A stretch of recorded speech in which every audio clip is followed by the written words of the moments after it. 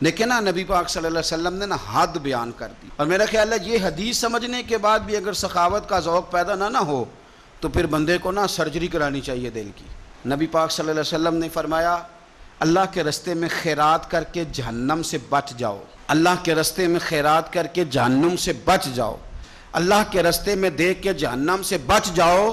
اگر کچھ نہ ہو سکے تو کھجور کا ایک ٹکڑا ہی اللہ کے رستے میں خیرات کر دیا کرو۔ اگر یہاں بھی ذوق یعنی کھجور بھی پوری نہیں، کھجور کا ایک ٹکڑا، ساری زندگی یہی رونا رونا ہے ہم نے کہ غریب بڑے ہیں، بڑے حالات خراب ہے، ماڑے بڑے ہیں، پوری نہیں پڑتی، اس سے آگے بھی جانا ہے کہ ادھر ہی رہنا ہے۔ دیکھو یاد رکھو، اچھے طریقے سے سمجھ لو کہ فرمایا صدقہ دے، چاہے کھجور کا ایک ٹکڑا ہی دے، ایک ٹکڑا کھجور کا۔ اب سمجھ لیں بات کو، ہمارا جو معیار اب خرچ کرنے کا ہے نا، وہ تو ہم نے امیر لوگوں کے ذمہ لگا دیا ہے، اور امیر بیچارہ بھی وہ کئی دفعہ الجھ جاتا ہے، وہ کہتا ہے جناب کس کس کو دیں، مسجد کو، مدرسے کو، گلی بنانے والوں کو، قبرستان بنانے والوں کو، غریبوں کو، بیواؤں کو، سب کو پتہ چل گیا محلے میں فلانا بندہ امیر ہے، تو ہر ایک کی توجہ اسی کی جانب ہے۔ اور میں نے تو اپنی زندگی میں یہ بھی دیکھا ہے کہ امیر کے پاس پیسے آ جائیں تو لوگ اس طرح شکوہ کرتے ہیں کہ دیتا نہیں، جیسے اس کے نہیں اس بیچارے کے پیسے ہیں۔ اس کے بہن بھائی کہہ رہے ہوتے ہیں دیکھو جی خود کروڑوں کی جائیداد خرید لی، ہمیں 5,000 نہیں دیا۔ بھئی خدا کے بندے پیسے اس کے دے چاہے نہ دے۔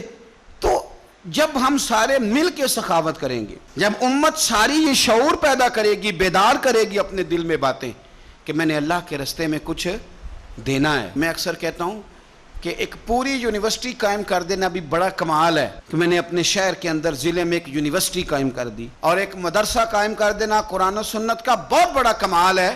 لیکن ہم یہ سارا کچھ نہیں کر سکتے، ایک غریب بچے کا خرچہ تو اٹھا سکتے ہیں کہ نہیں؟ اگر آپ نے ایک غریب بچہ باشعور کر دیا، تعلیم یافتہ ہو گیا، تو آپ نے یونیورسٹی کا کام ہی کیا ہے۔ لیکن ہم اس طرف بھی آنے کو تیار نہیں ہوتے۔ اپنی قربانی کے لحاظ سے ماحول کو سخاوت کا رنگ دیں، ماحول کو ذوق کا رنگ دیں۔ ہمارے ہاں لوگ پوچھنے لگ جاتے ہیں کہ قربانی کا سارا گوشت گھر میں رکھنا جائز ہے؟ بالکل جائز ہے۔